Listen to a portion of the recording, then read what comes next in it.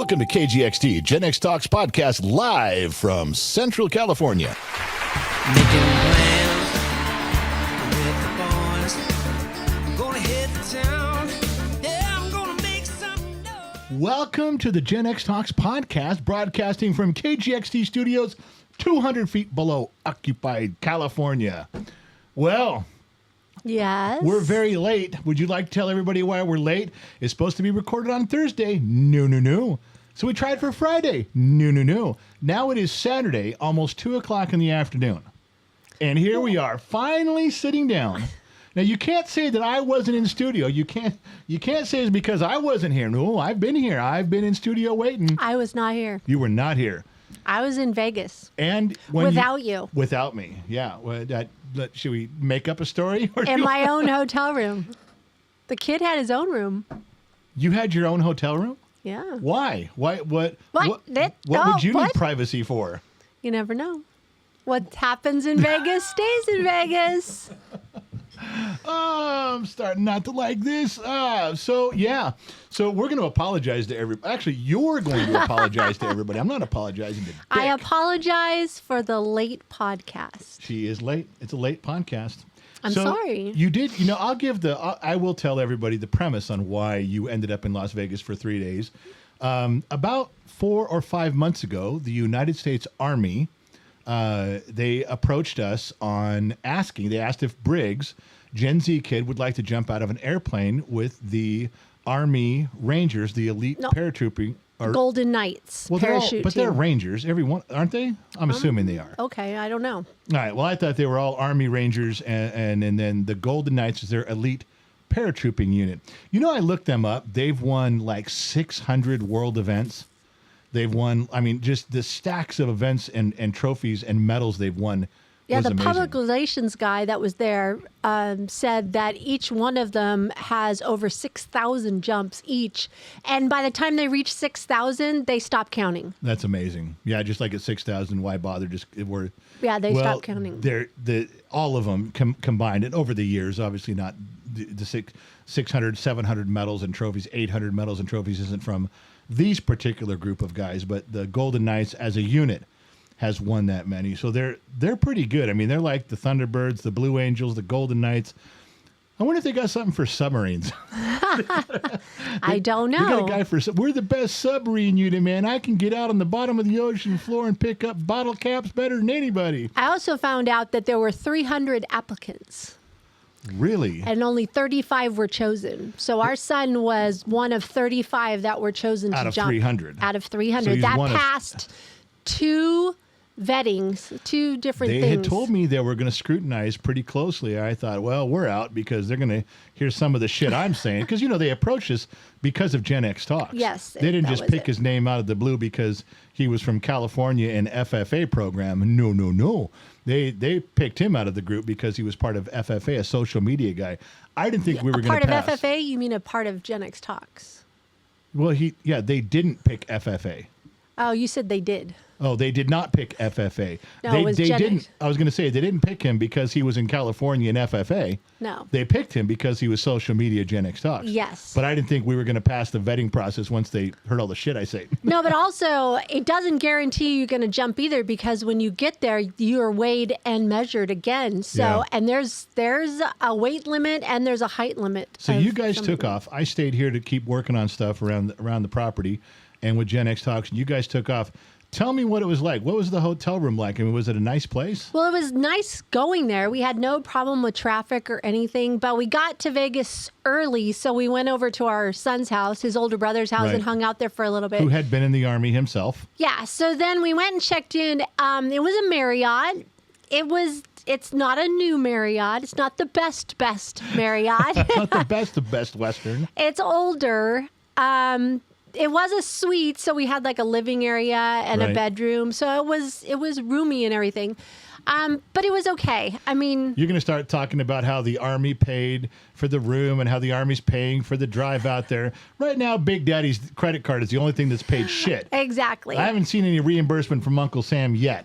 So the gentleman that started the whole process with Briggs, texted him and said that we had to be up at 3:45 a.m. Wow. 03:45. Wow. You know what the O is for? Oh my God, it's early. Oh, yeah, it was early. So we were tired at that moment. And so we had an early dinner and then headed upstairs.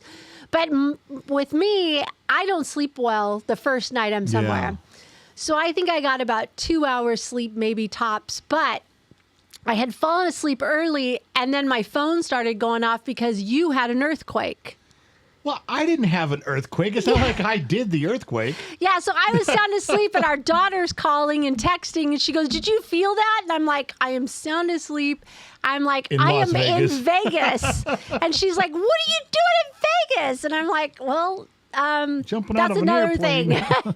So then I couldn't go back to sleep because I was looking for the earthquake information and stuff. Right. But anyways, so at the crack of dawn, not even dawn, Yeah, before dawn. we met downstairs in the lobby with some other people that were down there, and we were getting into a 15-passenger van, and Briggs and I decided to ride with them because we really didn't know where we were going. Sure, right. And so it was about an hour and 10-minute drive east, like northeast. Well, you went or northeast. something. You went out past Nellis, out past the racetrack. Yeah. Yeah, it was pretty far in Mowapo Valley. Mowapo Valley. Mowapo Valley is where we went. But it was interesting. The public affairs man that was driving wouldn't shut up. I'm like, "It's 4 a.m. You haven't. Doesn't he know the rule about I don't your have coffee? Stop. He didn't know the Gen X mom rule, the Mama X.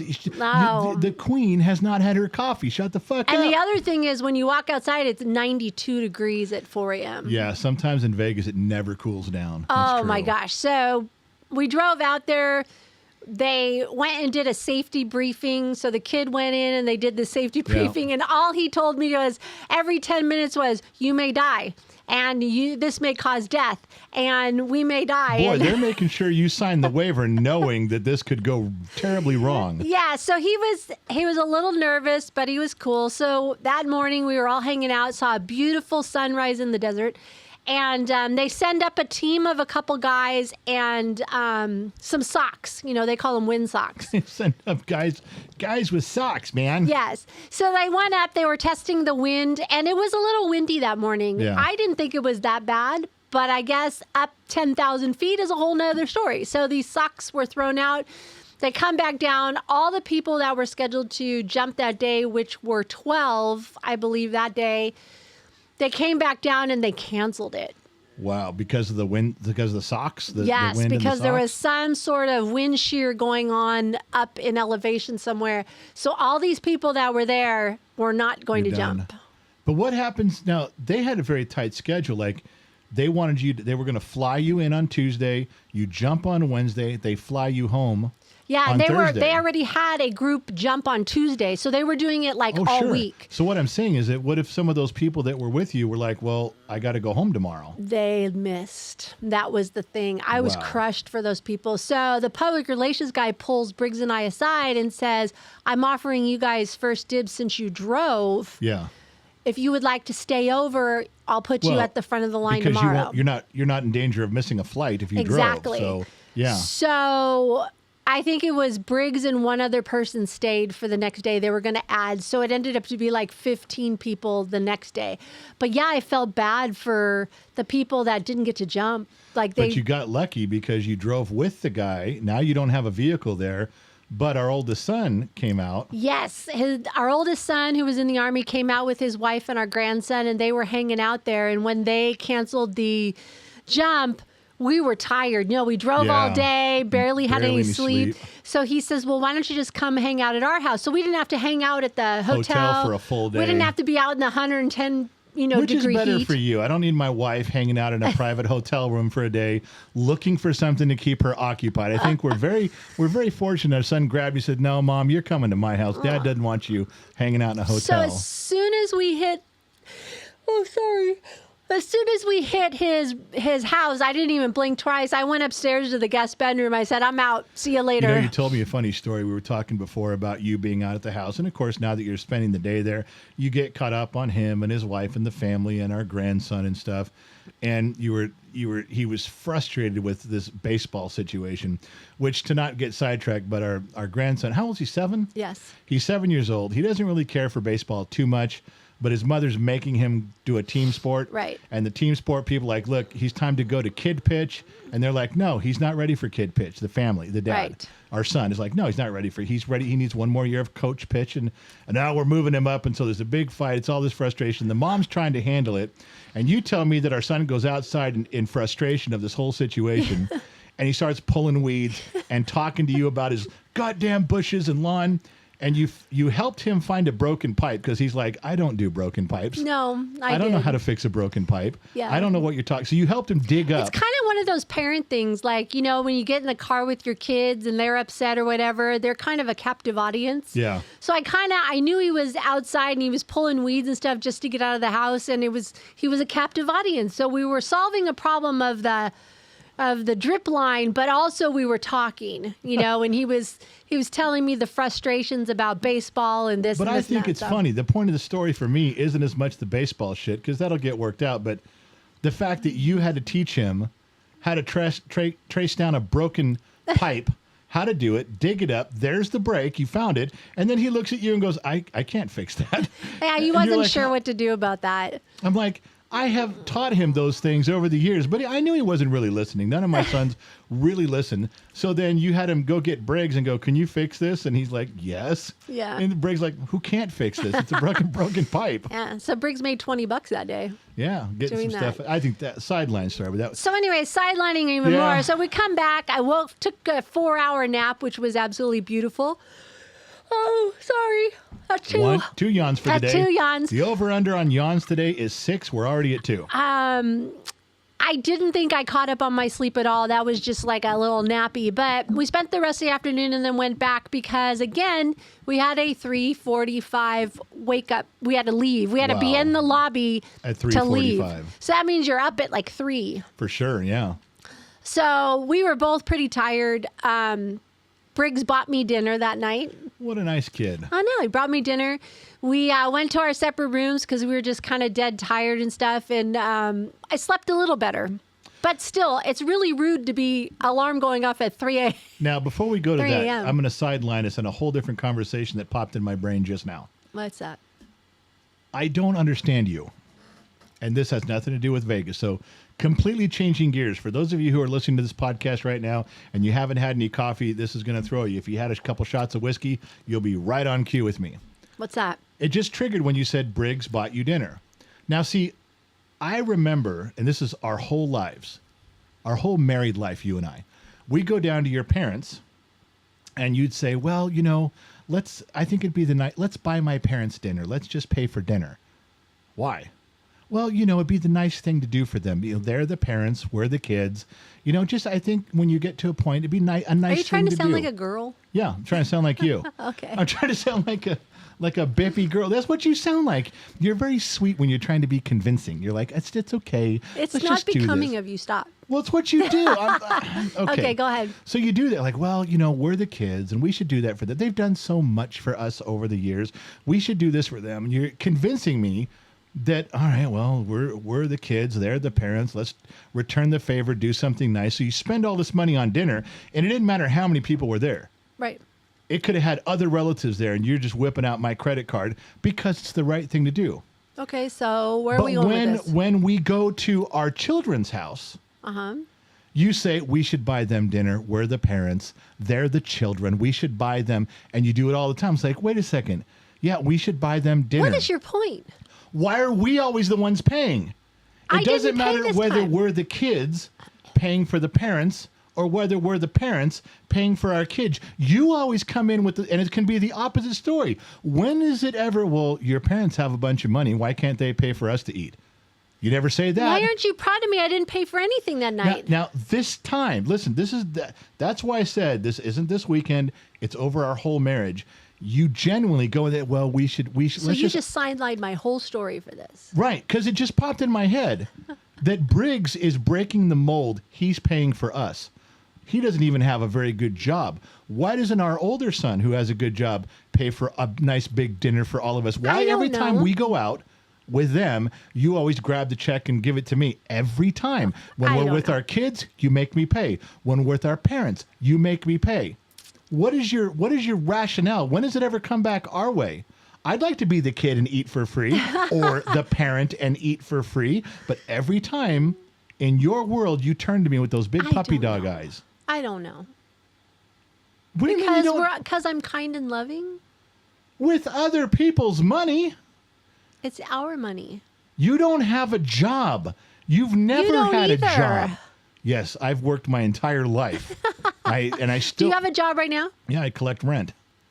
It's my job. What do you do? I could collect rent. You're not collecting shit. You don't have. According to you, I have a OnlyFans page, but Well, I'd sure like to see where that money went, because right now you should have enough to pay for 3 college tuitions and a beach house in the Hamptons. I don't have to pay anybody's college tuition. What The heck? Where's your OnlyFans money? Come on.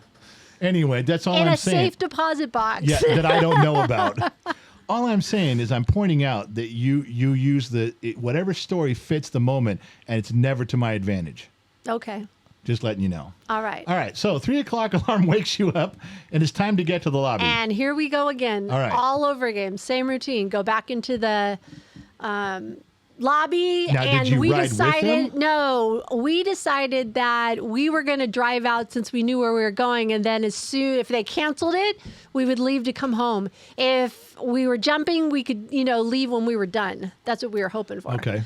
So we get all the way out there, and it's hot already. Like, it was Hot as still, balls. there was no air moving. Oh, and I forgot to say that when you're in the hangar, it's like 20 or 30 degrees hotter in the hangar than it Yeah. is outside. No air movement at all. There was none. There was no air conditioning. The man just bought bottled water. That's all we had. There was no Wow. food, just bottled water, and we blew through that. You're Everybody in the did. Army now.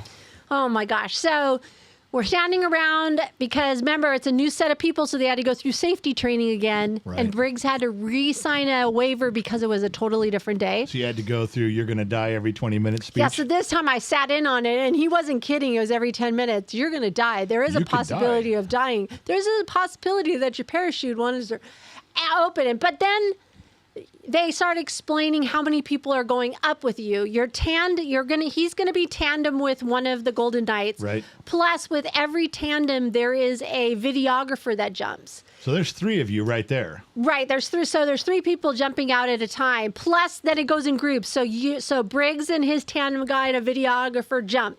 The next group jumps. The next group many jumps. So you ju- have 9 out there. So 9 how or many 10. groups went up in one plane at a 3. time? Okay. So you have about 10 people jumping out of the No airplane. matter what. No matter what. So they explained to him that they have a chute, and then they had a backup chute, and then the videographer also had extras too. So if one, you were pretty much safe. Yeah, so even if your Golden Knight and your chute didn't open, the videographer could get to you guys with another chute. Exactly. Okay. Exactly. I got you. So he was still getting pumped. Briggs was really pumped about it. I kept asking him, "Are you okay? Are you doing okay?" Now remember, we got up early, so there really wasn't breakfast either. Don't Good. know if the kid hydrated I didn't either. want him to have anything in his stomach. I figured if he's going to throw up, don't throw up with anything in your stomach. Yeah, so he was in the second group that had to go up. So the Okay. first group goes up, and I'm watching this plane goes up, and it's like a dot in the sky. And I'm like, oh.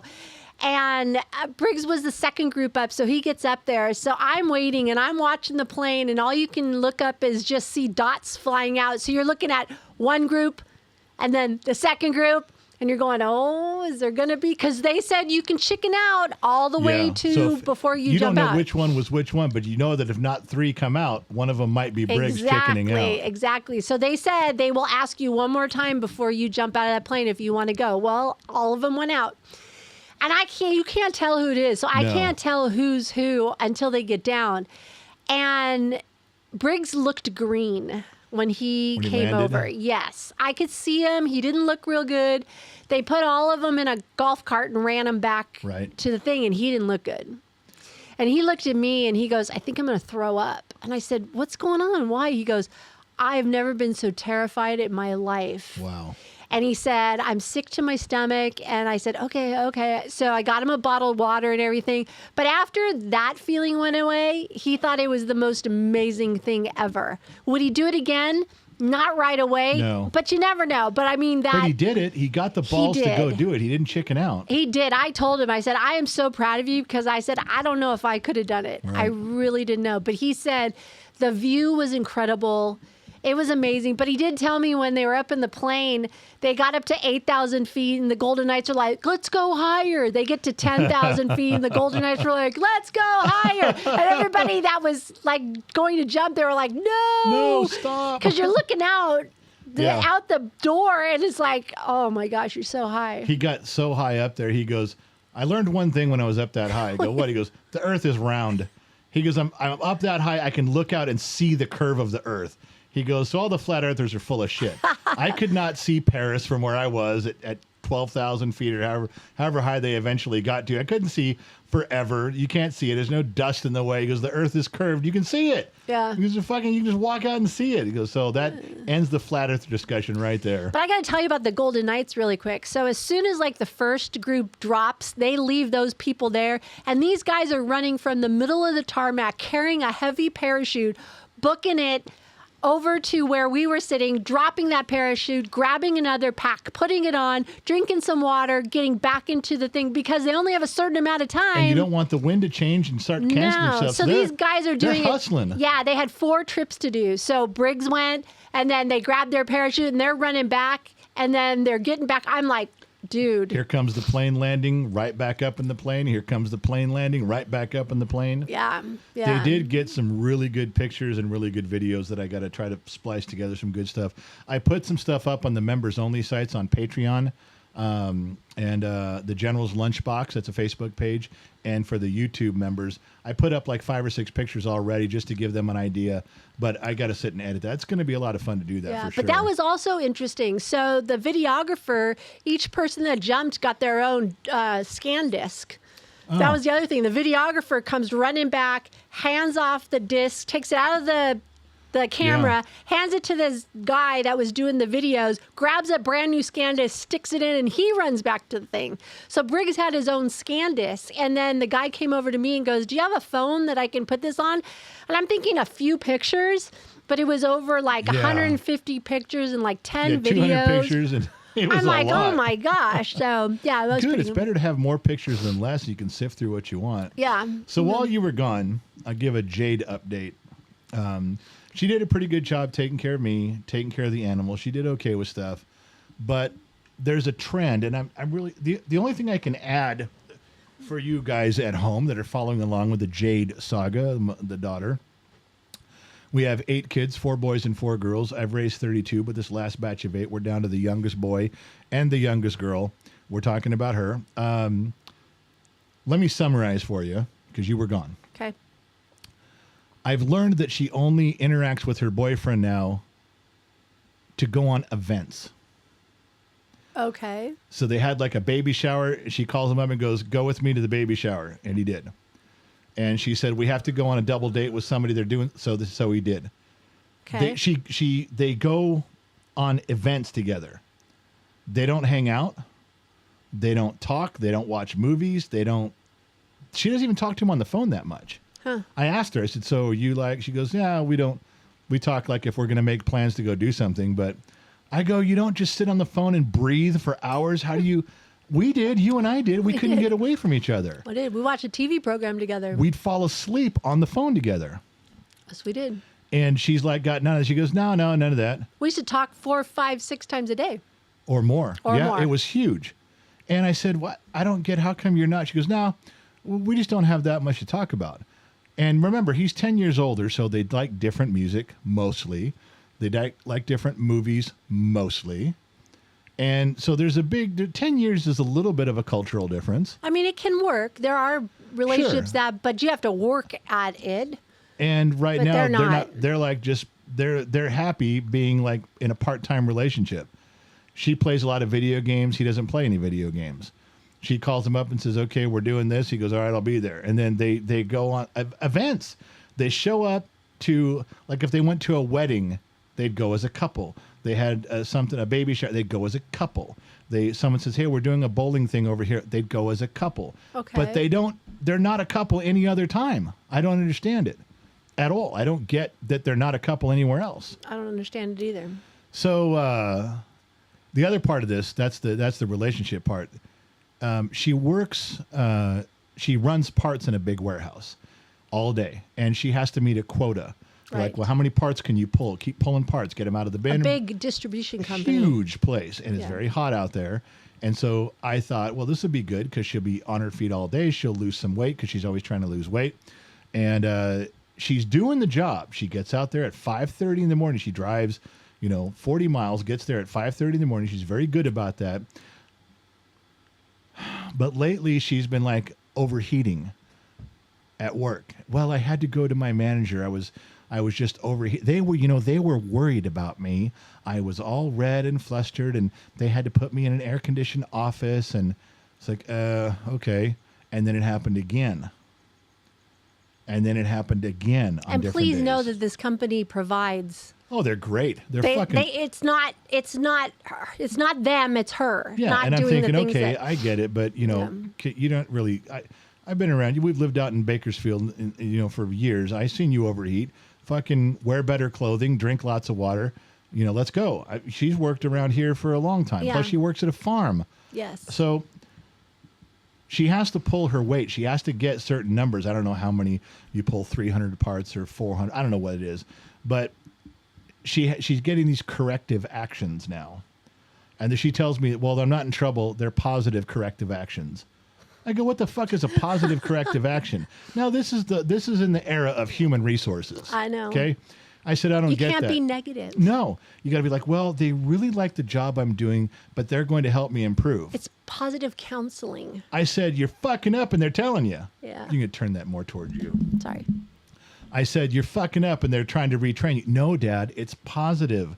It's positive. It's constructive. I said, okay, you're on their radar. Yes. Plus, she's had 2 injuries. And she came home and told me about these injuries. One was her wrist and something else with her back. And I go, what happened? She goes, don't worry. They saw it on camera. It's not my fault. I said, oh, my God. So you've had 2 injuries at work. You've overheated 3 times, and you're going to tell me you're not on their radar? You're not on their radar as a potential problem employee, a risk? No, I mean, this is corrective action. It's called a positive action. If it was a negative one, it would be a negative action. It would go on my record. I go, I fucking guarantee you these positive isn't actions, it. these are going on your record. Yes. You're getting retrained because you're fucking up. No, Dad, it's not what's happening. I go, okay, what do I know? I've only been around the sun 56 laps. Yeah. Do you tell me You that? can't be negative to your employees anymore. No, that's what she's like. They're not upset at me at all. They pulled me aside and told me this is some positive correction, and they'd love to help me with it. I said, that's code for you're fucking up and you're almost gone. That's We're good. just documenting your shit, so when we finally can your ass, we can say we've tried to help you 11 times, and you Yep. didn't take. You're not getting it done. Then she goes, well, I really got, this was yesterday. She calls me last night on the way home. She goes, okay, I got overheated, but I stayed working like you told me, Dad, to keep working hard. But it was much better because they put me in a different place where I didn't have to run and pull parts. I was kind of getting the parts and packaging. I was putting them in bins for them to be packaged after the runners pull the parts. I said, okay, why is that better? She goes, because there's no quota. I said, what? And she goes, well, I don't have a quota. They just bring me whatever they bring me. I label them and put them in a box so that they can be packaged and go. And this particular area of our company, there's no quota. I said, well, you fit right in, don't you? No, there's Wow. no pressure there. You don't have to do anything. And she goes, well, it's in a nicer part and I get to sit. Now, I wanted to say, you don't need to sit. She's like me. She needs to get off her ass and keep fucking walking to lose weight. I didn't say that. I said, well, hopefully they'll get you back into your regular work environment soon. And she says, well, after my positive training is completed. So there's your update. Our daughter, she's her boyfriend situation is they go to events together. So she's like a person you call as a backup, or he is. He's like, well, I don't have anybody to go with to this wedding. Let me call my backup guy. Hey, you want to go with me? You know what? If she would have went to nursing school, she would be in a controlled environment called a hospital. or a nursing home or something making twice the money. Yeah.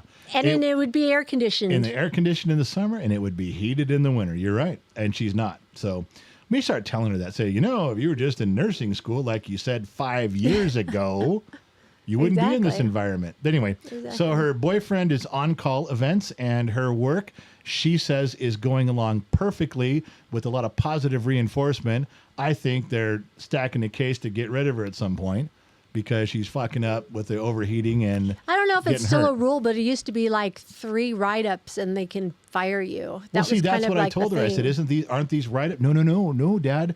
They're positive actions. Well, they're not like negative write-ups, but they're still write-up. The documentation. Okay, so that's Let's like, just say documentation. okay, then if what you're saying is that I could still be right. Yes. Hey, we're going to write this down. You're fucking up, but we're going to give you some positive action to help Because- you. Then the next one comes along and they said, hey, you're fucking up, but this is a positive action. We're going to retrain you. Then the third one comes up. Hey, you're fucking up. We're going to move you around to a different location for some positive output. And at the end they go, you're getting fired. And she's going to say, but all of my actions were positive. And I'm going to say, but they all started with, you're fucking up. But the thing is why they do it is because if she was to turn around and take them to court for being terminated, wrongful termination, they can call it, this was positive. Yes, she wasn't making the quota, but we retrained her, which sounds really good, right? Well, yeah, she was making a mistake, but in the positive end, we were helping her. And then they could do it again and go, we gave her 2 tries, and then they'll do it again and go, we did 3, and after 3, it just wasn't working out. That's what I'm with you on So saying. she can't, there's no way that she could win that. I like the company that she works for very much. Yeah. They're a big outfit. I know people that have worked in that field, in that area with that company, and they have nothing bad to say about them. I believe this is my daughter stepping on her dick and not paying attention to what's going on, but that's just me. What do I know? Maybe. I know I should be one of those fathers who are blindly, no, it's not my daughter. My princess would never do anything wrong. No, I'm not that guy. If you don't like the job, go find another one. Well, but in the contrast is also true. If my daughter's in the right and you're fucking it up, you will have my vengeance. I have driven to places and kicked in doors. This is not one of those cases at all. Anyway. Yeah. So So while I was gone, yeah. I was in the hotel room Tuesday night and caught your show, the Bottom of the Glass Nation show. Just so you know. You know, I thought someone said you were watching. Someone put in the comment section, you know, all the shit you're talking, your wife's paying attention. I didn't comment or anything for the longest time, and I was just listening. And then Lotorc showed up. Well, he was funny because Lotorc's a friend. If I said, look, I need you for something, he'd be right here. But I never do that. I don't bother him about something. I just texted him that day and said, look, I'm by myself. I'm doing the show. Nobody's here. Wham, by myself. I just mentioned I was by myself. I didn't whine I was by myself. I said, hey. I'm all alone. No one to talk to. That The is not- studio's so quiet. That is not what I said at all. To yourself, you did. So he came over after work. He comes right in and sits down. He is right in your chair, and camera on, mic on, and he grabs the Good Boy Vodka. I know. I saw you guys drinking. He grabbed it. I go, dude, that's one of our sponsors. I still gotta do something with that. He goes, yeah, it tastes really good too. I'm like, now the funny part is that Lotorc comes down, former staff member, friend of mine. He comes down, sits in the studio. He's just jazzed about being here. We start drinking. He drinks some of my stuff, but he sees I'm running out. Yeah. So he grabs the Good Boy Vodka and he drinks it. And I'm like, dude, what the fuck? Don't grab that. Now, it's okay. But I'll tell you one thing. Lotorc knows his vodkas and his tequilas. I mean, that's like his wheelhouse. If he likes to drink beer, but he came from a long time of drinking the clear alcohols. And so he's like, well, I'll check this out. So he drinks it and he drinks it and he drinks it and he drinks it. And I go, dude. And after the show, he told me, he goes, okay, that is really good stuff. Oh, I was going to ask you if he liked it. He really liked it. He says, where do you good. get this? And I said, well, you got to, they're kind of select right now. You got to go look up on their website where they sell it. Not every place sells. It's not like you can buy it in Safeway or something. It's kind of exclusive at the moment. And he was like, well, can I take? I go, no, you can't fucking take the bottle with you. But I said, but he liked it so much that he's like, I gotta, Oh, I that's want to cool. keep. And he did it right on camera in front of 1,000 people. He's like, yeah, it's fucking great. I go, put it down. You're drinking our sponsor's hooch, man. That's good. So he had a good time with it, but he's gonna go buy himself some more. But if we ever ended up doing anything with Good Boy Vodka as a sponsor, right now we're just talking to them. They're just friends of ours. They like the program. We like them. But if we ever did something, he'd want to try to be part of it. Like, can I hang out with you guys? Can I come to the events? Oh, that's cool. Because he really was in favor of it. Yeah, I was waiting to see if you guys were going to be talking smack about me during the live stream. I didn't really. No, you didn't. I kind of laid off of that, and I could have, I know you could have, because you were being a total but you didn't. bitch from But hell. I thought I would just sit there and go, Yeah. let's see. Well, I felt the disturbance in the force. Oh, I did you? thought maybe I should behave. Do you feel that earthquake afterward too? I wanted to make sure that I was there. You talk about that earthquake. It was so funny because after the show's over, Lotorc comes and sits right next to me, grabs a chair, and we're just bullshitting and we're still drinking. And he's born and raised in California, same as me.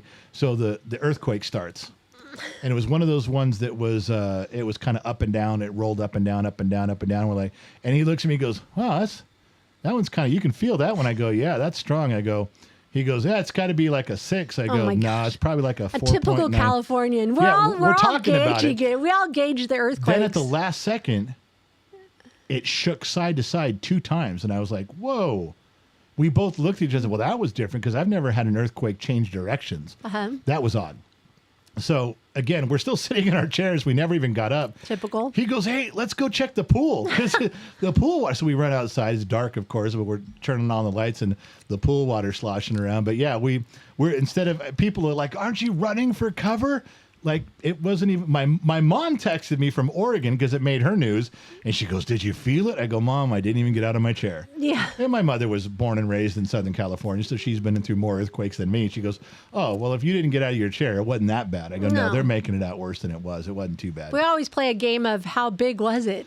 Well, I ended up with 4.9 is what I said, and I think it ended up, Trip texted me 5.1? 5.3. Oh, So I was 5.3, is a that little what they bit did off. Not too far off. So, yeah. Don't worry, I ordered that for you. I figured you did. I know. It backfired, though, because it woke you up in the middle of the night. Because Our daughter, everybody's she goes, calling "I you." didn't feel it." I'm like, "Oh, Yeah. I'm going back to bed now. Thanks." Yeah. Man. So, yeah, that was the earthquake. But Lotorc he was a lot of fun, and he just kept drinking. The funny part was, if you noticed, if you watched the whole live stream, he kept going, "Here, have another drink and tell this story. Have another drink and tell that story." And it was just, okay. And, we just kept going on. But, yeah, he was a good co-pilot for that one. We ended up going 2.5 hours on that show. Yeah, I didn't watch the whole thing because I was getting tired. Yeah, we went 2.5 hours like the old days. We were just talking about anything that popped up. Yeah. The staff, Trip and Disney Kid and Sammy Joe and Josh were keeping the sheets pretty full of cool stuff. So we just kept commenting and reading stuff back. It was a lot of fun. I'm glad. So you can do it without me. I can, but only when I have Lotorc. When you're not here, you got to call Lotorc and go, "Okay, I'm leaving town for 3 days. You need to fill in for me? Go babysit." You got to babysit the microphone. All right. So he did. We talked a little bit about his work, too, and how he's a scientist. He's a rocket scientist. We got some of that He's stuff out of the way. wicked smart. Speaking of staff. Yes. No. I know. Mrs. Four, who has been on staff, been a friend of the program for Almost 3 from years. the beginning. Almost from the beginning. How that woman could look at a live stream and find any interest in it at all is beyond me. But she fell in love with the kid, she too. fell in love with the kid. She worshipped you. She thought you were wonderful. I think she tolerated me and my beard. But Mrs. Four passed away. I'm still mad at how it happened because I always think there could have been something done. Maybe I'm wrong on that. But she was such a big part of the program. She would always listen to these podcasts like the one you're listening to right now. And then she'd call me and go, in her Southern accent, "You could have talked a little more about this. You could have talked a little longer about that. And when you bring up this topic, I don't want to hear that." She would tell me. She was brutally honest. Give me directions on that. Well, and it's like I mentioned on the live stream. We did a live stream dedicated to just her a couple days ago. And believe me, this is still hitting me hard, is that when your mother passed away, Bima, I was without counsel because I got to a point with your mother where I would call and talk and go by and see her in the last 2 or 3 years of her life so often because she did such wonders helping me just listen and work through stuff. When she passed away, Mrs. Four kind of took that over. If I really got stuck on something, I would call her and we'd just sit on the phone for an hour and she would just listen and she would talk. And now I don't have anybody. That was it. I don't really have, a figure who will be willing to be on the phone and go through some of that stuff. So it's a personal loss for selfish reasons. I'm not saying, she's gone and I wish you. No, I'm saying I miss her. There's an absence She was in too my young, life. too young to go. Yeah, it just kills me that part of my life is. I know it's selfish. I know I'm being completely selfish. I'm not thinking about her. I'm not. Well, stick around, live in pain, so that I can call you when I want. I know it's a horrible thing to say. I would never say if God came down and said, we can let her pass or she can live in pain so you'll have someone to talk to. I'd say live in pain. Where's my friend? I know it's selfish, but I just... We're all going to miss her here. She was always present, and we have this staff thread where we can talk to each other throughout the day. And in Telegram. About anything. It doesn't have to be about Gen X Talks. We get to know our staff, and she was always present there. She always said good morning to everybody. Every single morning. Well, and that was part of the live streams. Before the live stream began, during the intro, which was 5 or 6 minutes, she would say hello. She would greet every person that came in the comment section. Yes. She would get to know you. Where do you work? Where do you live? How's your kids? What are you doing? I would see her interacting with as many people as she could. She really cared about everybody. Yeah. We really believed she was getting better because she told us, remember, she said she was feeling better. And, she didn't want us talking about her. That's why I want to tell people that she bound us from you to guys. not speak. She didn't want the live streams to be about her. Right. So, we really didn't know how bad she was. No, there was a lot of it. She said, don't tell anybody. Yeah. There was months before we could even tell staff. She didn't want anybody to know. Yeah. And then you let out a little bit, and then she lets out a little bit more, and then you think things are changing, and then I got a call from her son. The last text message we received was July 30th, a week before she passed away. It was the last time you and I interacted with her by text.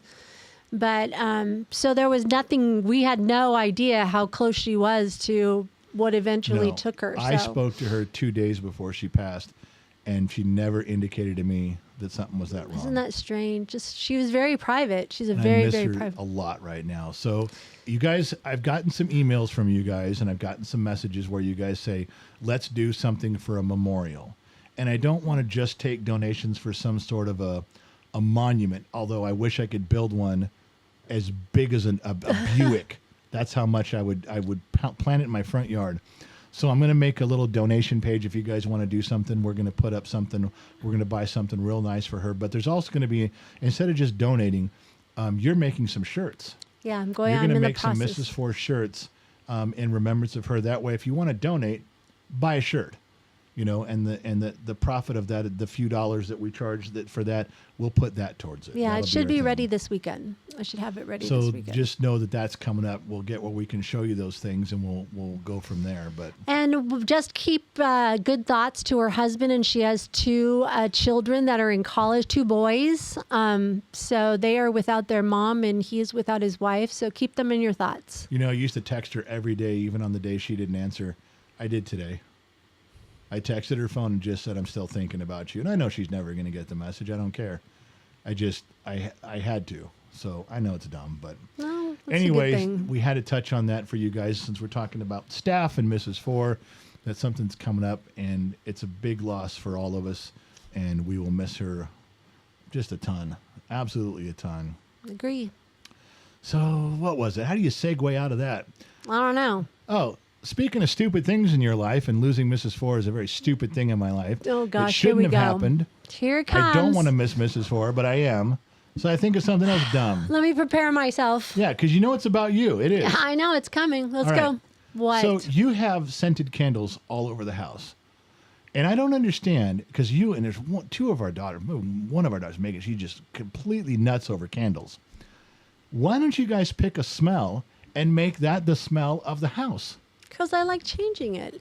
And by the way, I don't have that many candles. Some of them are sprays. Okay, whatever. You've had tons of candles. We've done this for our whole lives, but how all of a sudden why is it different walking into each room? Why shouldn't there be like, this is how my grandmother had a smell, her house smelled a certain way? Because I don't want to be like everybody else. How's that? Yeah, but you walk into the living room, it smells like a forest. You walk into the kitchen, it smells like Isn't a that beach. amazing? No, it's annoying. Okay, what's your point? Okay, so I see this candle in the downstairs bathroom. Normally, I don't care. Don't give a shit. Not going to worry about it. But you're taking a pee and it's standing Taking right a leak is staring right at me on the shelf, and I'm I like, all figured. right, that's new. So I get done with my business. I grab that candle. You know what the scent of that candle was called? No, enlighten me. Vacant Wheel. Okay. What smell is What that? smell is a vacant? What is a vacant wheel? What you're smelling? And what is a vacant? Did you spray it? No, it's a candle. It's a spray. It is? Yes. Well, I didn't open it. It looked like a candle. It's a spray. You could have sprayed it to smell Well, it. I smelled it. I smelled the edges of it and stuff. And It didn't smell like anything. I don't know what it smelled like. that's what they just named it. I don't name those. You bought something called Vacant Wheel. I do it by smell, not by name. What does a vacant wheel smell like? Vacant That's wheel why the spray is. means that it's not there. First, vacant wheel means your wheel is missing. It's not there. Okay. That's like walking up to a car that's on a jack stand with no wheel and going, what does this area of the car smell like with no rubber on it? Do you want me to get a candle that smells like gasoline? It'd be better than vacant wheel. Oh my That's a gosh. real thing. I don't have an answer for you. I'm Yeah, sorry. good. Okay, here's a new marriage rule. You're no longer allowed to buy shit if you don't know what it is. No, that's Yes. no. That is a waste of You money. remember what you? Oh, What? be careful what you wish for. What? You can't buy things if you don't know what it is.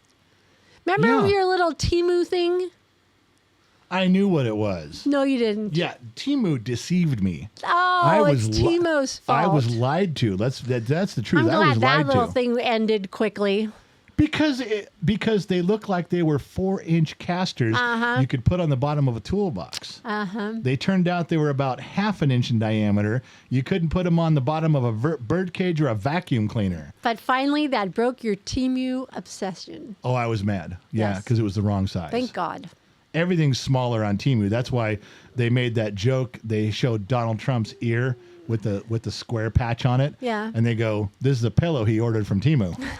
Because that's the funny part of that is that's how everything shows up small. Gotcha. So I was lied to. You just started checking boxes and buying shit without even knowing what was going on. You know what? Leave my stuff alone. Okay. So here's another thing that What? I mentioned to you the other day, but I wanted to go a little deeper. I watch a lot of weird shit on the internet. Yes, you do. I mean, off the chart, dark And web usually stuff. right before bed. Right before bed. So that's why he doesn't sleep. Terrible. This is the first video that I watched that I wish I could unsee. This is the first video that I watched. Oh, is this the one you were told me about? Yeah. Like, all right, go tell him. I saw a video. I don't wanna know this either. Some dude put together a video of like leopards, cheetahs, wildcats, bobcats. They weren't huge. They weren't bigger than a mountain lion. And they weren't regular Bengal tigers and lions. It wasn't that.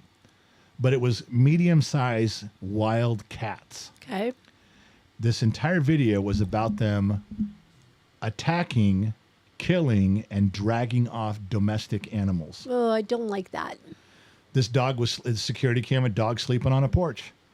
Mind And- his own business. Mind his own, but sleeping on the porch of his house. The cat comes up, attacks it, and a cat is ready to attack viciously, like to kill. That's their instinct. The dog has no idea how to fight back. Even bigger dogs, they don't really know how to fight back unless you're a trained pit bull.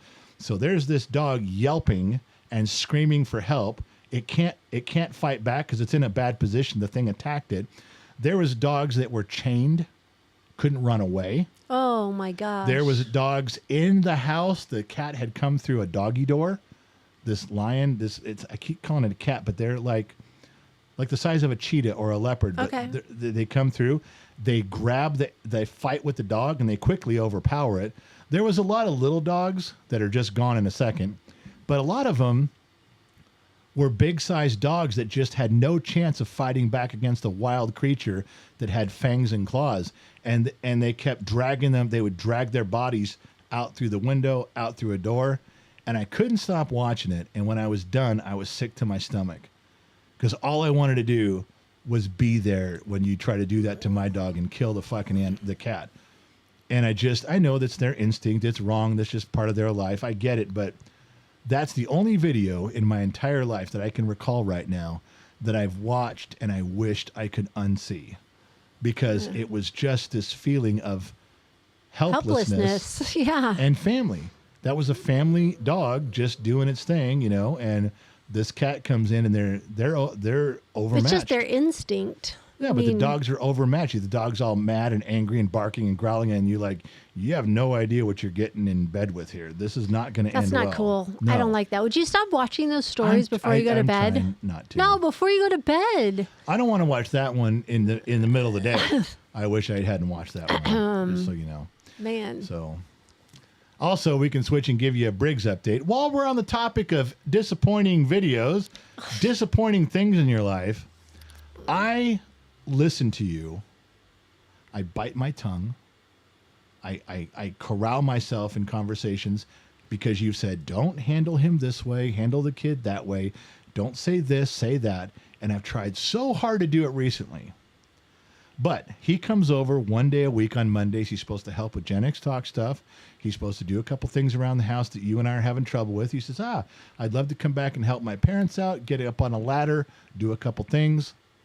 And he comes back last Monday, supposed to have a full day here with us. And I'm all excited. Then he's an hour late, doesn't show up on time. And then he's here 2 hours and goes, I have to drive across town for an appointment. Then he comes back and goes, now I got to do my kid's jukebox show. After the show, I'm like, okay, can you help now? No, I got another appointment across town. He left. Now, I bit my tongue. I did not get on him like I wanted to, because I wanted to say, you said you'd be here. You're not being here. You said we'd have the whole day. You lied. You're not a man of your word. You're not living up to your responsibilities. You're putting everything before your mother and I. You said you're going to do something. You're not following. I mean, I had a whole list of stuff as a dad that you're supposed to reiterate. I didn't do any of it because you told me not to. What is the plan to talk to him about this? Well, I talked to him while we were away, and I was trying to tell him, I go, you've committed to one day of Gen X Talks. And I said, Dad and I would appreciate it if you would put Cutco to the side for one day, just one day. And he goes, I want to. And he didn't give me an excuse yet. It was an excuse when he said that, you know, he had those things because he was losing days because of going to Vegas. So he's going to make up for it on my day. Well, he was trying, as when he could get an appointment was when he was going to go do it. And he said that he's trying to get out of debt is what he told me. He's in debt, which makes me wonder who's he's in debt with. Who's he in debt to? Yeah, when he said that, I was like, how much, I wanted to say, how much debt are you in? He's been moved out for 3 months. How much debt can he be in? I don't know, but that made me a little nervous. So he says this push that he's doing to get all these appointments, if he does really well this month, he'll be able to get out of debt is what he told me. You're missing the point. You told me, you handcuffed me. I know. As a dad, which wives do that to their husbands all over the country. You handcuff us on what we're supposed to say and do. You're going to handle it. And then all you did was kind of talk about it. I'm listening now. But I told him, I said, you have to leave Mondays for Gen X Talks only for being here and leave Cutco alone. And he agreed. But then I just got a text from him yesterday that this Monday, when he's coming out this Monday, he has 2 more appointments. Oh, I'm not leaving. I'll do them on my laptop. But here we still are. I know. And that's not what he told me. So that's a whole nother thing. When are you gonna uncuff me? I mean, do I got to wait one more? Are you gonna try one more time? No, I think this Monday we're going to have to. We're gonna have to sit down and talk to him about it. I'm gonna tell him to get the fuck out of here. I'm gonna say if you can't show up on time, and you can't do what you say you're gonna do, then I don't need you here at all. I'll just figure out another way to do it. Just fucking go.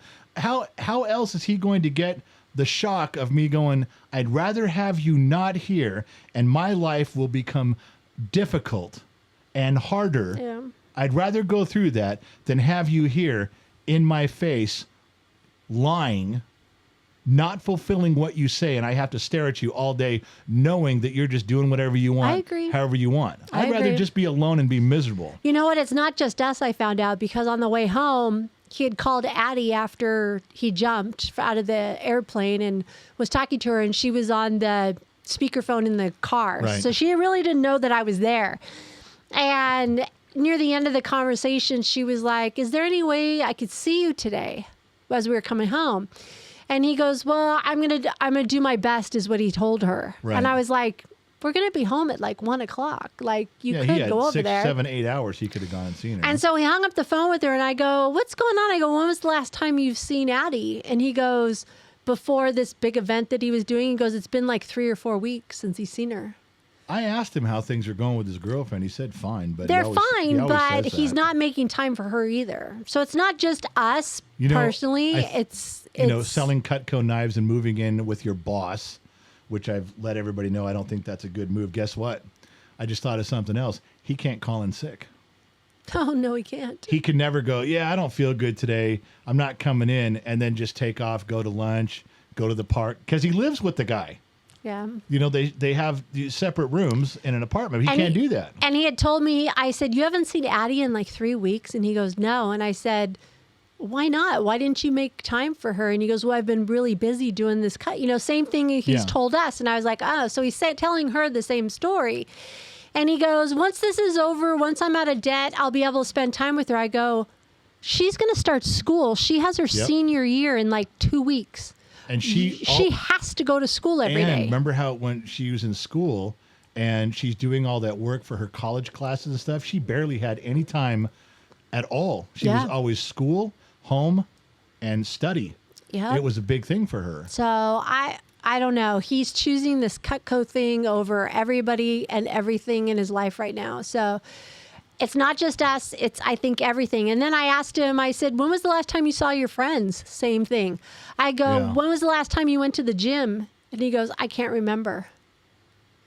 So this thing has totally just taken but his whole life. Some people will say he's still in the adjustment period.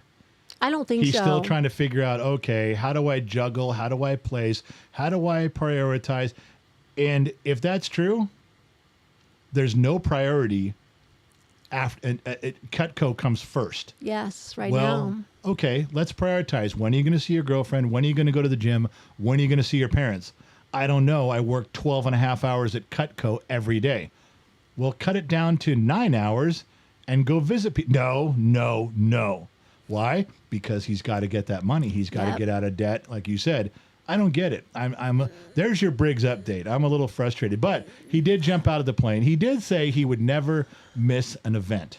Now, it is 2:47 on Saturday afternoon. We're very late on the podcast, but we will get it out tomorrow morning, which will be the 11th.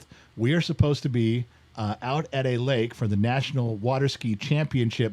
They're moving everything out there for this next week. They're doing all their stuff. We're going out there next weekend, the following weekend, with a canopy as Gen X Talks. We're going to talk to everybody and see who's out there, work the crowd, blah, blah, blah, and do some stuff. But tomorrow morning at 7:30 in the morning, you're supposed to be out there in your bikini, sitting in a boat, filming him. Yes. And I'm supposed to be on shore with a camera and a tripod, filming him as a brand new boat, and 2 master class ski guys teach him how to water ski. Yes. So we're supposed to get that. He's supposed to be there for that. He said he'd come over here tomorrow morning. We can all ride out there together. He promised. I'm almost tempted to call him and tell him to spend the night so we can get his punk ass up in the morning. Well, I was too, because at least that's another thing. He doesn't mind spending the night here. No, he There's doesn't. food. There's cable TV, because he still doesn't have cable at his apartment. So he doesn't mind spending the night here at all. No, I know. So, yes, he's supposed to be here for that event. We're supposed to get some good footage. I do like that he has promised to show up to those events. He did jump out of the airplane in Vegas. It looks like he's going to show up for the water ski thing. And I have to say something about that, because we were set to leave the next day. Like the day he was supposed to jump, but they canceled. We had talked and discussed. We're like, we don't have to stay the whole day. If we're getting done by like 8:30 at the latest, we could head home. Yeah. And so he was in agreement. And then when it got canceled, and I looked at him and I go, your call. I can stay an extra day. We had planned on staying an extra day, but I'm leaving it up to you. And you know what? Not one word of Cutco came out of his mouth. He just said, stay. Let's stay. He said, and I do it. want to stay. Good. So he does have, there is some. I like that he gets a break from Cutco. Yeah, so there wasn't a hesitation like, oh, I could go home and make money with Cutco. No, he was determined to. Well, and the Army do said this. too, just like the water ski people have said, if you guys get some good footage, if you guys make some funny videos out of it, let us know. We'd like to use it. Yeah, absolutely. We'll give it back and do that. Yeah. But that, the social media aspect is how he got into these things, of course. And it's great and it's fun and it's interesting. But there's so many people have questions. Our fans and followers and viewers always have questions about social media. And I've learned I didn't know anything about social media before the kid started doing wanted Gen X nothing to talk. do with No, social I thought media. social media was a fucking We were joke. like, nope, we don't have a Facebook. Nope. We didn't have any of that. Nope, get the fuck out of here. Yeah.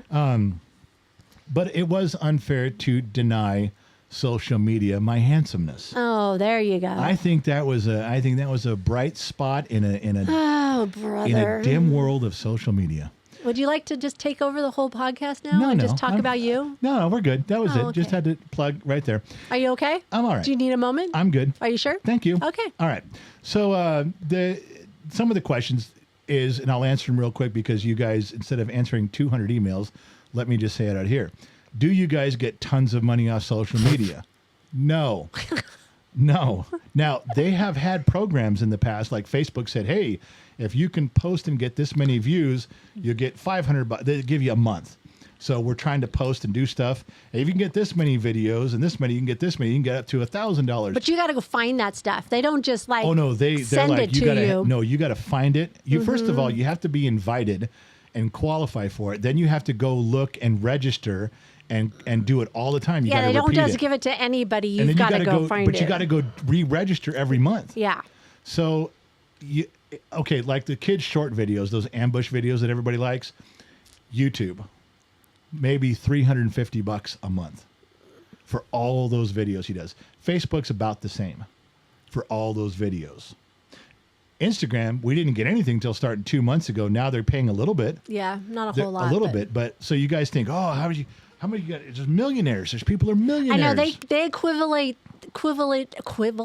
That's not even a word. No. About how many views they think like if it's 100,000 views, they must be making $100,000 like a dollar. We don't but it's because not. it's a short video. It's 60 seconds. Yeah, Now, but it's not like that. if it's a long form, this is what I've learned. If it's a long video, like 5 to 8 minutes, like if you put it on 8-minute video on YouTube and it gets 380,000 views on an 8-minute video, and people watch the full 8 minutes, that's about a $5,000 to $8,000 wow. video for one video. Wow. We can do a 500,000 view short and get $6, $20. That's crazy. It's a different thing. So the money is in anything long form. Anytime you guys see someone out there and they've got, 1 million followers and they get 300,000 on a video, 300,000 views on a big video, yeah, that's money. And you put out 5 of those a month, yeah, you're making cash.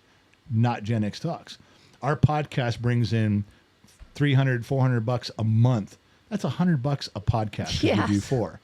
And our YouTube videos, $300 or $400 a month. Now, you start adding those up. If you get 300 from here and 300 from there and $20 from here and $100 from there, yeah, you can, but you really got to fucking work it.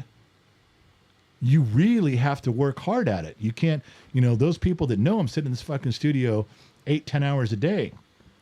There's not as much as you think. Now, YouTube is wonderful for someone to talk to. Just so you guys know, you have a problem, you can be on a help chat within a minute and they will stay until they find the answer. Facebook is damn near impossible to get someone to help you. Or find the number. It's incredibly difficult.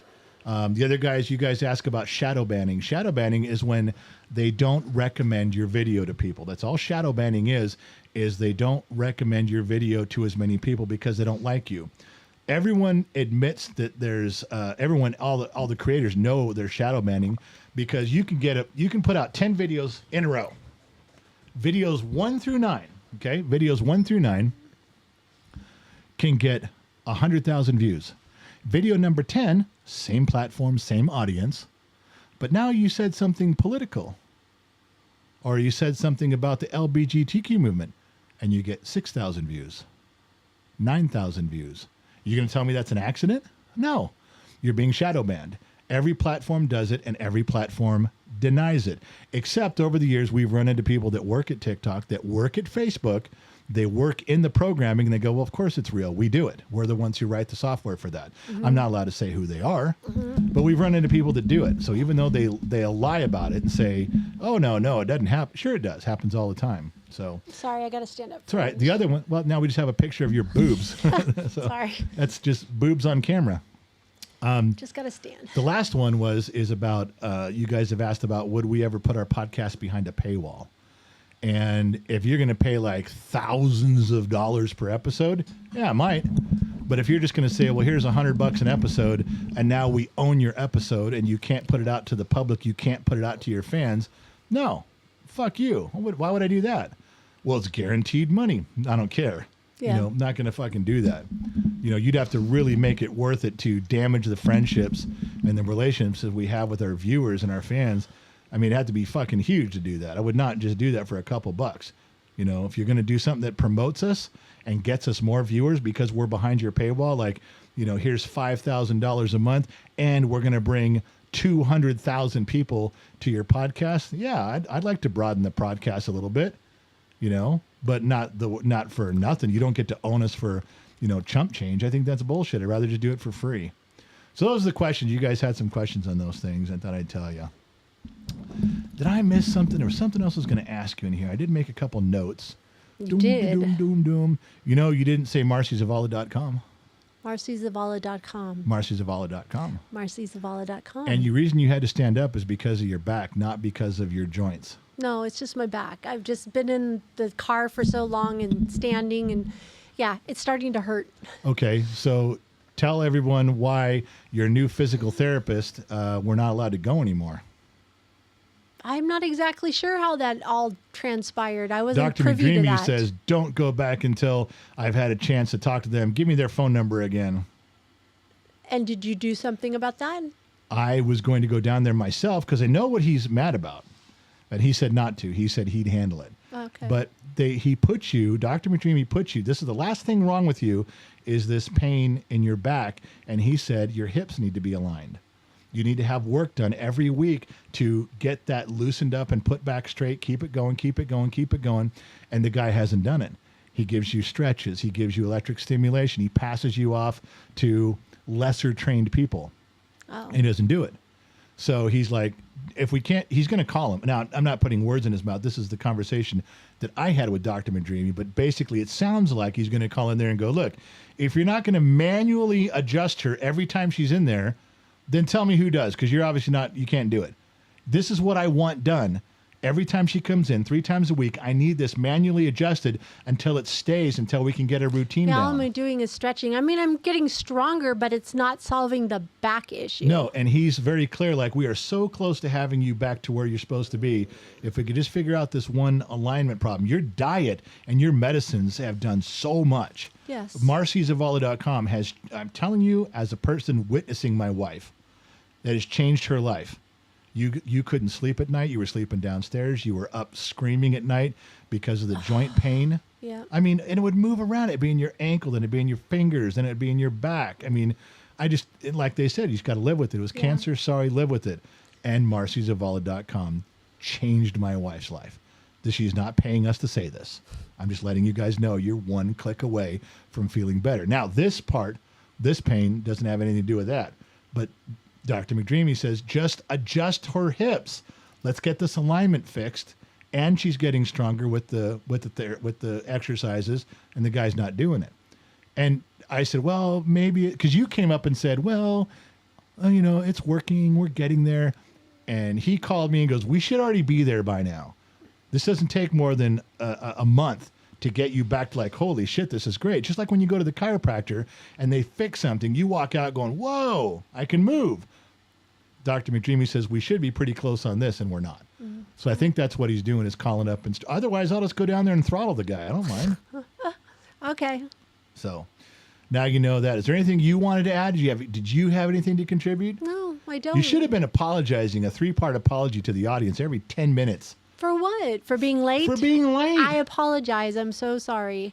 But I had to go take care of this. It You was should for bake- Gen X Talks. You should bake everyone a cake. Bake a cake for every single person that feels All right, slighted. I'll bake everybody a cake. Everybody just send Gen X Mom at I'll bake cookies. genxtalks.com. Yeah, Gen X Mom at genxtalks.com. Send her that you feel slighted For your dozen cookies. for your cookies, and she will too. She'll bake you some really good cookies, and she'll send them out fast. You can ship them to you, no cost, free of charge. They're going to have tons of Really? sugar and That's going to be my penance? Oh yeah. Oh, okay. You're going to be working this off till every last person has chocolate chip cookies or peanut butter cookies. Oh my gosh. Oh my gosh. All No, right. I'm just getting it's just starting to hurt sitting here. That's So we all. gave the update on the kid jumping out of the airplane. We Yes. talked about MarciaZavala.com. Yes. We talked about a Briggs update, and his world is pissing me off, and you're handcuffing me.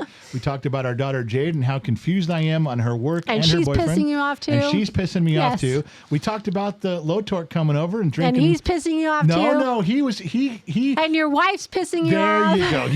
Yeah, you were pissing me off bad, and I didn't say anything. I didn't talk trash.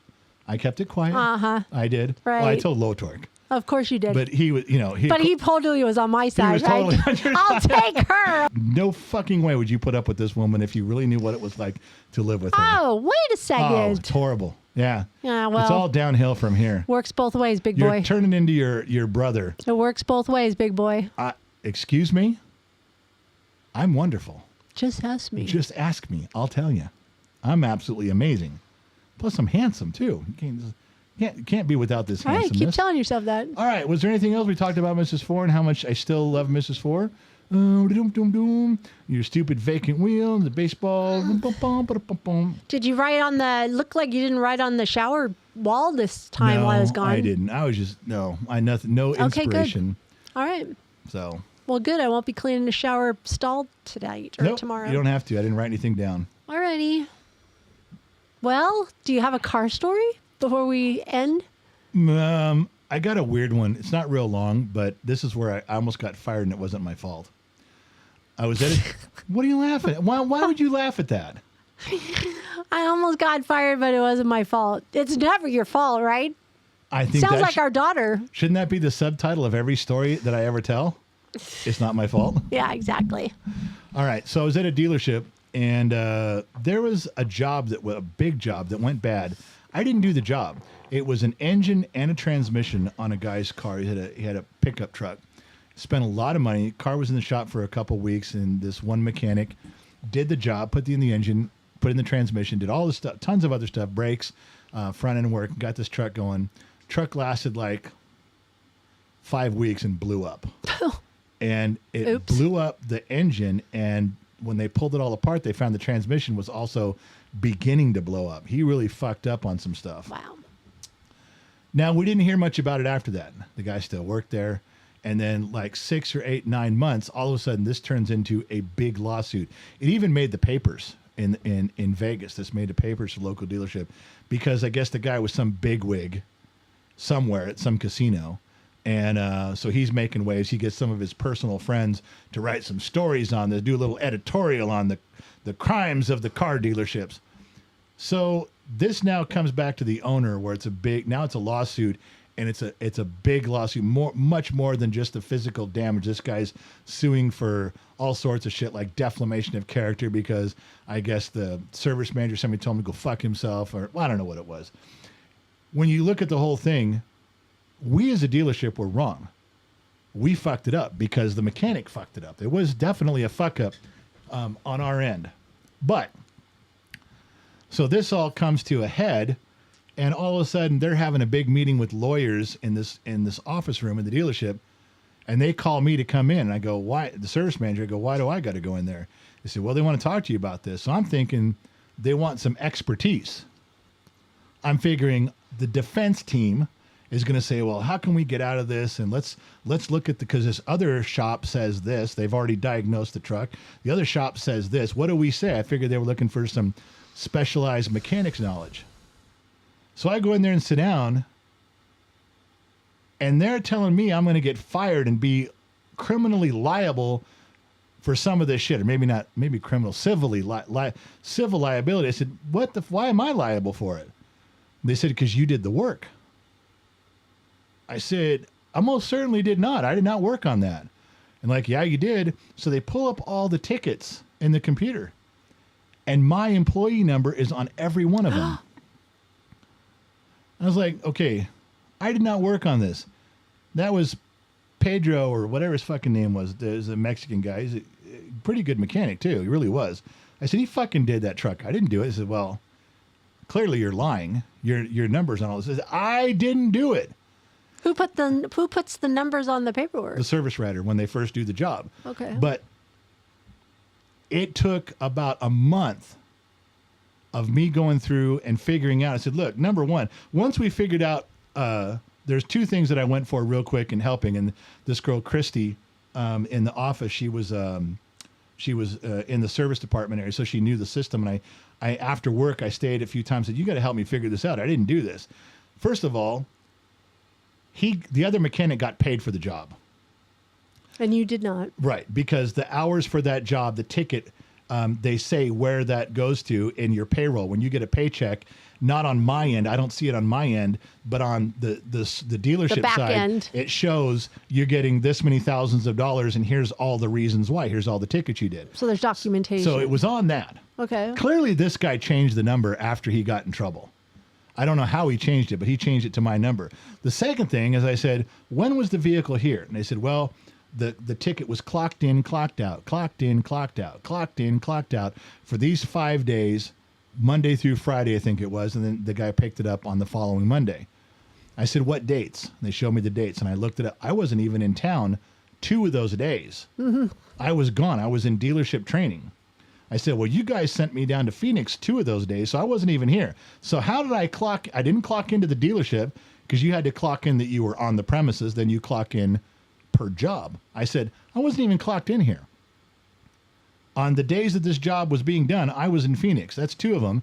And I go, yeah, but there's another 3 days that it says you were here and you were clocked in. Well, then we looked at my time stuff.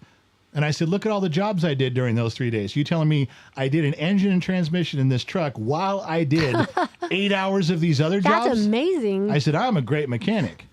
And then, like I said, we found out that he got paid for those on his ticket, which he said, well, that was a mistake. I shouldn't have got paid for that. That was his work. Obviously, he didn't say that when he got the money. No, he didn't say it when he got the money. He said it now.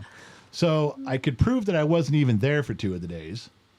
I could prove that I was working on my stuff those days. The only thing I couldn't prove was who put my employee number on that job. Yeah. And then the owner got heavily involved and walked out. And he did the simplest thing. The guy was so fucking smart. He was so real for being a multimillionaire owner. He just walks out and he looks at me and he goes, and he knew me. We were friends. And I said, dude, I didn't fucking do this. You know, I would not do this. And I'd own it if I did. I'd come in and work for free to fix it if I fucked this up. And he goes, well, who did it? And I pointed. I go, fucking Pedro, whatever his name was. I go, he fucking did that. So before he went and talked to that guy, he walked around to the entire shop. He talked to every mechanic. Because we all know by now the story's so big, we all know. Yeah. And they're like, no, he didn't work on that. Fucking Pedro, or whatever his name was, he did it. Every single mechanic said, no, the shop was in that guy's stall for a week or 2, and he did the job. And we all knew it's a big job. We all wanted that job because it's a big job to get paid on. So you notice those things. And it wasn't that long ago. It wasn't like it was 5 years ago. Yeah. So the owner went up and asked and his name wasn't Pedro. I can't remember his name now, but he asked him, he goes, so this whole thing I heard, did you do this job or did he do it? He goes, I didn't do it. He did it. And the owner's like, you realize that I know you did it. He goes, well, I didn't put my employee number on there. You can't prove that. He goes, I don't have to. You're fired. He fired him on the spot. He goes, well, I'll sue you for wrongful termination. This guy is so, he's got so much money he wouldn't care. Right. But he also did it because you're wrong. You're lying. And I know you are. I can just tell by talking to you. You're a terrible liar. Fired him right on the spot. He says, pack your shit and get the fuck out of here. Wow. Don't ever come back. He goes, well, you want me to finish the job I'm on? He goes, nope. He goes, I'm not paying you for it anyway. So he withheld the guy's last check, which you legally can't do. Because, well, if I'm going to get sued for all this. So the guy had to sue him with the employment department to get his check back, which took forever, but he finally got it. And the owner just made his life miserable over this because he was lying. He was a piece of shit. He's fucking around. I almost got fired during this process while I'm panicking, trying to look up ways to prove it to myself. Right. During that month, I finally got it figured out to where there was enough evidence to show I didn't do this. But up until then, I was on the chopping block. The only saving grace was that no one at that dealership would have fired me without running it by the owner first because he knew me. And he would have come out and said, yeah, you fucked up. You got to go. He would have done it himself. So by the time it got to him, I had already figured out that I could prove that it wasn't my fault. Nobody ever figured out how he got access to someone's computer and backdated He must the have employee known number. somebody in I there. don't know. Nobody, I didn't think anybody liked him that much. So, but yeah. Interesting. True story. So that's how I almost lost my job or something I didn't do. Wow. So, yeah. I'm sorry. And the dealership did lose the lawsuit. They had to pay the guy all the money because it was our fault. We did fuck that up. But it wasn't, the dealership wasn't the owner. It was just one bad mechanic. One guy fucked up. Yeah, exactly. So there's your car story. Not as interesting as you guys wanted, I'm sure, but still something. Alrighty. You are hurting. I can see it on your face. When the video version comes out, people are going to be able to tell. I know. I'm trying You're to. not in a good spot right now. No, I need to get up and move. All right. Well, then say goodnight, Gracie, and Good we can get night, out of here. Gracie. Thank you guys for tuning in. Thank you guys for listening along. Not sure where you're paying attention to us from. AM, FM, Sirius XM, or perhaps you're listening in on the Armed Service Radio Network. Remember two things. Number one, wherever you go, there you are. And I'll catch you guys on the flip side. Thanks again.